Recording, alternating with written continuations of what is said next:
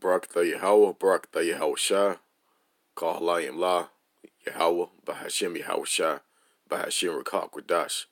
Double honors to my elders and apostles, a great millstone. Peace and safety to the elect. This your brother from the Great Millstone Atlanta camp.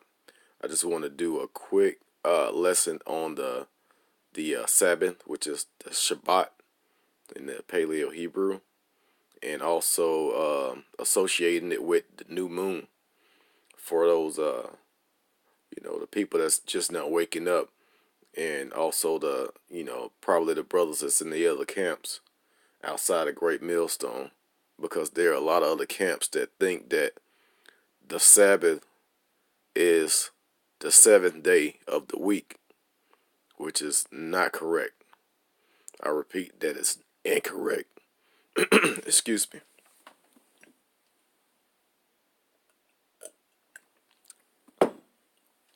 And Shalakia for my voice. I'm going through a little something right now. Satan attacking my health, but I should be back in no time, Lord's willing. But back to what I was saying, it's a lot of camps out there that think that the Sabbath day is on Saturday, the seventh day of the week. You got to think now. Back in back in the I want to say the Renaissance days. Brothers, correct me if I'm incorrect. And the Julius Caesar days and all of that. That's when they started coming out with these new calendars and naming the days of the week, into 7 days: Monday, Tuesday, Wednesday, Thursday, Friday, Saturday, and Sunday. And those names go back to paleo gods. So, according to the Most High, all of that is incorrect. So you can't go by days that man has given to keep days that the Most High, Yahweh Shem Yahweh Shai, has given us to keep. You can't associate both of those. You have to go into the scriptures and understand what the days are for. So I'm gonna start off with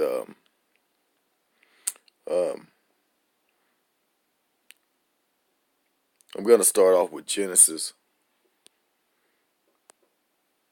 1:14, and it said in Genesis 1:14 reads, "And Yahweh Bashem Yahweh Shah said, Let there be lights in the firmament of the heaven to divide day from the night, and let them be for signs and for seasons and for days and years." So the sun and the moon were to the two lights in the firmament. The firmament being the heavens, which is the sky. Those two lights are made to one roost a day, one roost a night, and they're made for signs and seasons. So some of those signs are eclipses. An eclipse could mark something that's getting ready to happen. That's been proven in history. And, that's another lesson, but we can get into that on another day. But it's been proven in history that a lot of these eclipses, lunar and solar eclipses, that it shows that it's something about to happen. A big event is about to take place. And so that's what the signs are. Now the seasons, you have the new moon, and the new moon, it starts with the new moon as far as the beginning.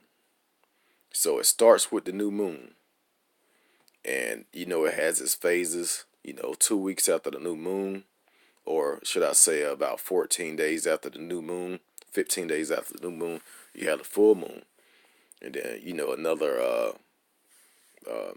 14, 15 days after that, you have another new moon. So those are the phases for the seasons. And We have 4 seasons. We have winter, which is the last season. I'm actually going backwards. It starts with the spring. So the spring is the first season. The summer is the second season, and the fall is the third, and the winter is the fourth season, which marks the end of the year, not the beginning. So this January 1st is not the new year. The new year starts the first day or that evening of the new moon after the spring equinox. So let's get into some more scriptures so it can be more edifying. But let's also go down to what I was saying about the Julius Caesar calendar. As far as it being 7 days in a week, they before that we was going by the new moons, and there wasn't Monday through Friday or 7 days. You would count the days during the new moon calendar, which goes up from 1 to 29. So the the seventh day is the Sabbath, but that doesn't mark the end of the new moon or the end of that particular week, because there wasn't a week. After the seventh day, you have the eighth day. And I'm going to prove that by going into Leviticus 23.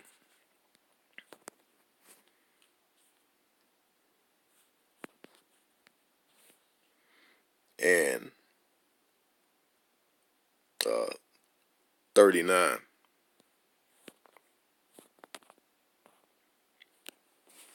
And it reads, also in the fifth day of the seventh month, when ye have gathered and the fruits of the land, ye shall keep a feast unto Yahweh Bashem Yahushua 7 days. On the first day, the first day shall be a Sabbath, and on the eighth day shall be a Sabbath. So there's a first day Sabbath and there's an eighth day Sabbath, and this is during the seventh month, which is another Sabbath. So you have a Sabbath, which is the seventh month. Shalakia, you have a Sabbath, which is the seventh day. You have a Sabbath, which is the seventh month. And you also have a Sabbath, which is the seventh year. And let's find that in Leviticus 25 and 4. But in the seventh year shall be a Sabbath of rest unto the land, a Sabbath for the Most High. Thou shalt neither sow thy field nor prune thy vineyards. So, supposed to be kept back. Back in the days when things were more righteous before Esau took over and destroyed everything. We actually kept a land Sabbath where we didn't plant anything in the land. We let the earth take a break, just like man takes a break on the seventh day of the moon calendar, and also on the seventh month, which is a high holy day. So let me go into what also proof that the new moon is associated with the Sabbath, and that is in Isaiah 66 and 23.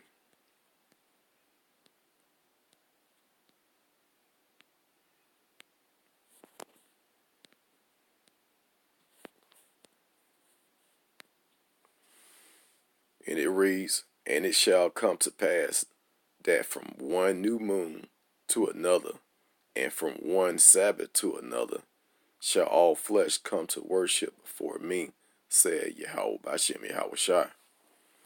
So he said from one new moon to another, and one Sabbath to another. So that period of time is the same length. You have the new moon, which lasts for about 20, into the next new moon, which is about 29.5 days, and also the Sabbath, which is about 29.5 days away from each other. So let's get that Saturday 7 day thing, out of our heads, because that's associated, back in back when Esau changed everything.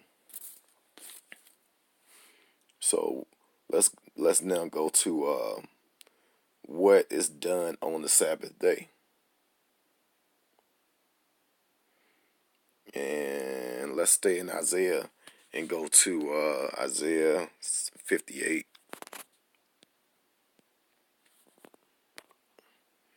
and 13. And it says,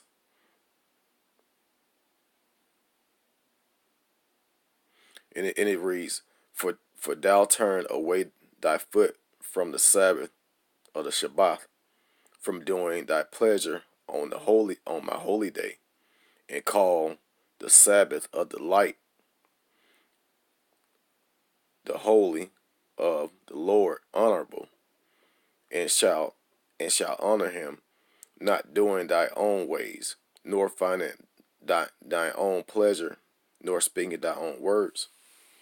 So anything that you do on a normal daily basis, it needs to be cut out on this particular day. And everything that you do should be done, honoring Yahweh B'Shem Yahweh Shai. Whether it's doing, lessons all day, hooking up with the brothers in the camp, or, just doing a study with your family. But, don't do anything in, no pleasures. If you like to, anything you like to do for pleasure, you have to cut it out just for that one day. And which is really not really easy to do, some brothers dedicate more than one day to, put all attention towards Yahweh B'Shem Yahweh Shai. So it's really easy to do. And I'm gonna go into a couple of more scriptures, and then I'm gonna get into the moon phases and the days. So let's go to Exodus. We're gonna go a little bit deeper into the Sabbath day. Exodus 20 and 10. And it reads, But the 7th day is the Sabbath of the Lord Yahweh B'Shem Yahweh Shai, thy power, and it shall not do any work, thou nor thy son, nor thy daughter, thy manservant, nor thy maidservant, nor thy cattle, nor thy stranger that is within thy gates. So anybody, that's into this truth, really everybody, but anybody that's into this truth, when I say everybody, I mean Israel. But we don't supposed to do any work. Even your servants supposed to rest on that day. I'm gonna go ahead and continue to read 11. It says, For in 6 days the Lord Yahweh B'Shem Yahweh Shai made heaven and earth, the sea, and all that in them is, and rested the 7th day. Wherefore the Lord, the Most High, blessed the Sabbath day and hallowed it. So the Shabbat needs to be made holy. Genesis 2 and 2. And on the 7th day, Yahweh ended his work which he had made, and he rested on the 7th day from all his work which he had made. This is verse 3. And the Most High blessed the 7th day and sanctified it, because that in it he had rested from all his work which power created and made. So he rested on that particular day after he made everything.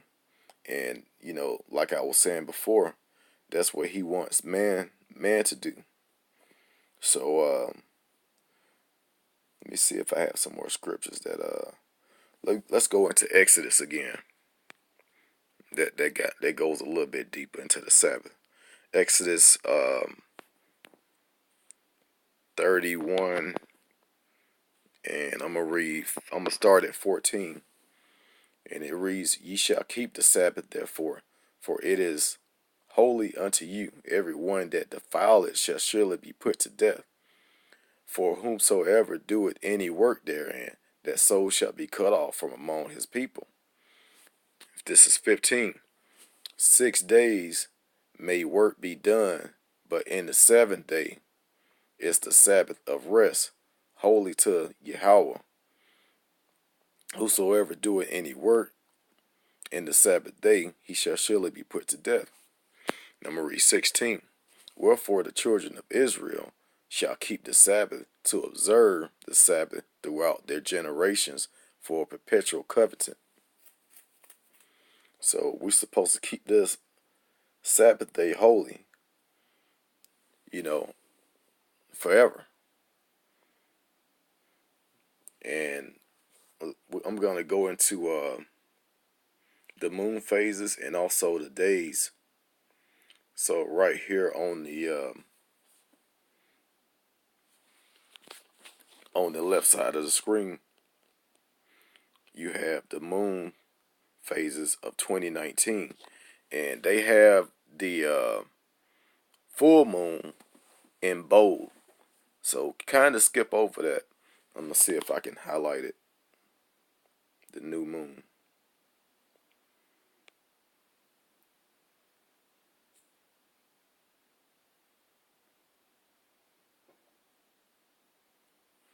So I highlighted the last new. It is actually just passed. It was February the 4th, 2019, and it started at 2:04 p.m. But the day starts in the evening. So it would have started that evening. Now, if you count 7 days after that, which is the 11th,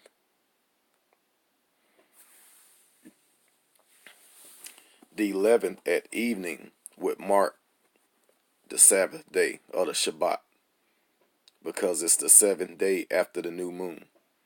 So February the 11th, which is actually next week, is the Shabbat at evening.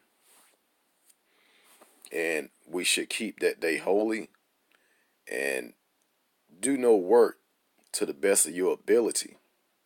Now, I would say to the best of your ability, because we're in captivity over here in Babylon the Great. It's really hard to call off from work and say, hey, I'm not working today because I'm keeping the Shabbat. They gonna look at you like, hey, this is your last day here, man. But just I don't know. I guess if you have to work, do as less work as possible. Still, do some reading, go into the scriptures. Also, there's no work that goes into cleaning your home, even cooking. You don't supposed to cook. You don't supposed to clean. You don't supposed to do any work just for that one day.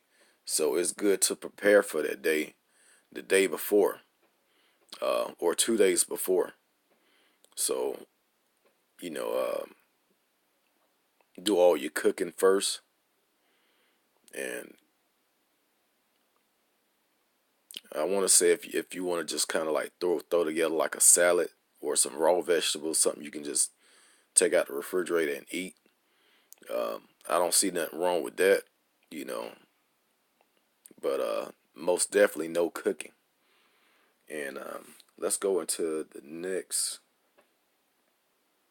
Shabbat, which is gonna be the new moon,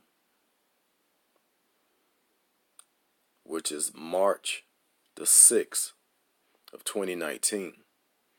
So March 6th, 2019 it's gonna be after it's gonna be actually in the spring, so that's gonna mark the that evening is gonna be the actual first day of the year. That's really the new year. So March 6, 2019, that evening is the new year, and it's also the new moon. So after that, 7 days after that would be the March 13th at evening. That would be the Shabbat or the Sabbath. And then, of course, the week after that, since it's the new year of the new season, Shlakia, since it's the new moon of the year, and um, after the new moon, that first moon, 2 weeks after that, you have the Passover. So the way that we can keep the days, the holy days, exactly when they were, we have to go by the new moons. To keep the Sabbath, to keep the new moon holy, the Sabbath holy, and to the high holy days, the Passover, and going into the days of atonement, feast of dedication. All of these days we have to go by the new moon to keep them. So I'm gonna go ahead and end this video. I hope that was edifying to my brothers and sisters. I want to say shalom and double honors to my elders and apostles. Great millstone. Peace and safety to the elect. And all praise to Yahweh by Shem Yahweh Shai by Shem Rakakwadash. Shalom.